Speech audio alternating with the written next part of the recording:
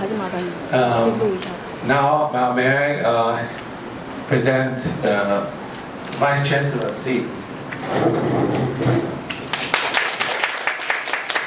Will give us the first topic, the education in India. I believe I'll be audible. Will be. I don't need this. I don't need the mic. Yes. Okay. Or I can keep it here.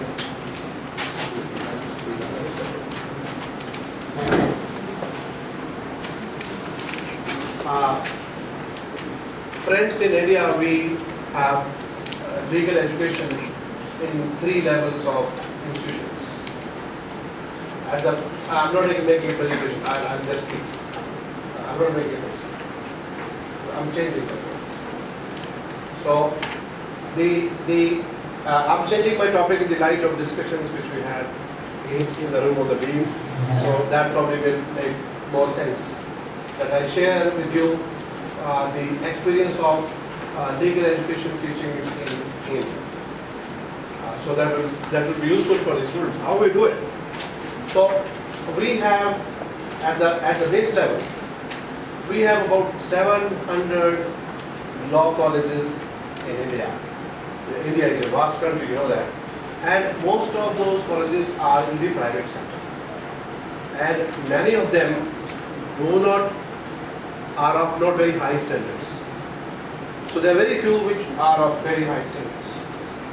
Then we do law teaching in the law faculties, law departments, like this is a law faculty, law department. And there are 400 universities in India. And there are about 150 universities which teach law to law faculties or law departments. Again, the standards are good, but it is very difficult to find institutions which will compete with the best outside India. So for a long time we have been experimenting. We were worried how to improve the standards of lawyers in the country. Like we have best of engineers in IITs, best of management graduates in IIMs, best of doctors in medical institutions, but that was not happening to the legal education, in spite of the fact that you know that in any country legal profession is the most honored profession. And you talk about that you belong to a very, very honored profession, which is the legal profession. Why I say that? I say that because if you look into the history of any country, can you name me a single doctor, engineer, or somebody else who fought for the freedom of the country? Who fought for the freedom of the country? Anywhere. If you remember some names, you will find that majority of the people, 80–90% people, those who brought freedom to any country, including India, or recently Pakistan, or USA, or South Africa, they were all lawyers. So that's what I say, that the contribution of lawyers in any country, including maybe your country, has been very, very significant, because they were the people, those who knew what are rights and what the violation of right means. So they were the forefront. They were best of statesmen, they were best of philosophers, they were best of leaders, and that's how the freedom, they were part of this freedom struggle, and they brought freedom to the country. So first thing we all should remember is that we belong to a great profession. That should be the first starting point. Then the second point would be that how you become a good lawyer.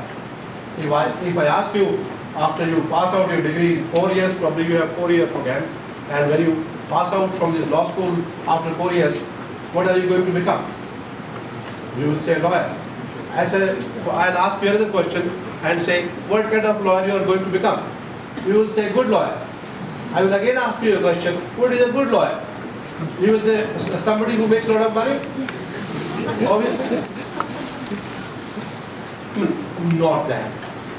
See, we in India now, when we were, like you are also struggling with reforms in legal education, we were also struggling. Then in 1988, we experimented and we started the first law university in the country at Bangalore, which caters to only the legal studies. India is the only country in the world which has developed the concept of the law universities. We teach law and nothing else but law. So that's how we have 13 law universities in the country, and Delhi being the youngest one, and I come from the youngest one now, but I was with the second oldest in the country. I was a vice chancellor for the University of Hyderabad, University of Law. If you look into the JESSEP website, if anybody have seen the JESSEP International Moot Court Competition website, you find that Hyderabad Law School figures in the first four for a number of years, far ahead of Yale, far ahead of Stanford, far ahead of Columbia, far ahead of any law school in India. So I'm going to share with you how that happens. So when we created these law universities, now in these law universities it's a 5-year program. The students take admission after schooling, 12th for 10 plus 2, and they are admitted to the law school after an all India test. So for example, I have just come from Delhi. We had the test for the second batch of students on 3rd of May on Sunday, and for 55 seats, we have 80 seats in 1 year. We have 400 students, as you said, plus LLM students, which will come later on. And now for that, there were 7,000 applications for 60 open seats. There are certain seats reserved for disability, for the disadvantaged group. So that is the kind of the students come to law departments by choice now. They do not come by chance that you don't get admission anywhere else, so better go and join a law school. Things have changed. They are coming to these universities by choice. Now, what happens when they come to me?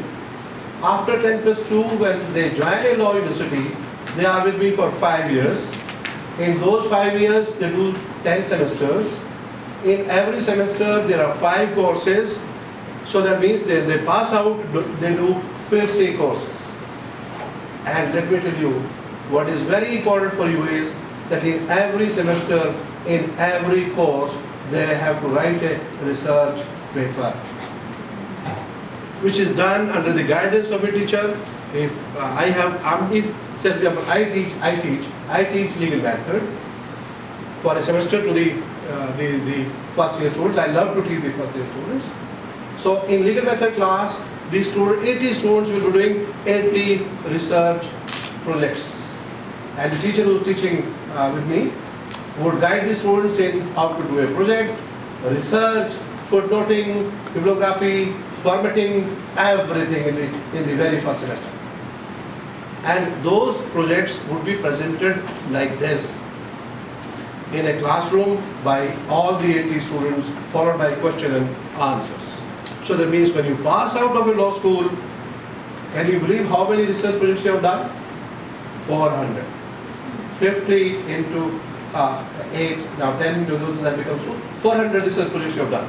Then when you come to 4th year, 5th year, we also give you a whole range of seminar courses, say 30, 40 seminar courses. You are interested in WTO, you go for WTO. You are interested in international trade, go for international trade. You are interested in environmental law, go for environmental law. If you are interested in economic law, go for that. You are interested in European law, go for that. So in 4th year, 5th year, you can choose your courses whichever branch you want to join from in the 4th year, 5th year there. I may invite Professor Scott, I may invite PhD, I may invite some lawyer who is interested in teaching in a law school, somebody from the industry, some retired judge, some sitting judge, anybody who is interested in taking up that course with the students. They can come, stay with the law school, teach, like he is with the Jodhpur Law School and teaching. Professor Scott is already doing that. He's a Fulbright scholar. So that is how the students would have the choice to take seminar courses of their choice, and they have to do 2 seminar papers which will be of 100 marks each. It will be full one credit. So that is how you decide after 3rd year which branch you want to go. Are you interested in human rights? You take that particular stream. If you are interested in environmental law, you take that stream. If you are interested in international law, you take that stream. So the choice would be on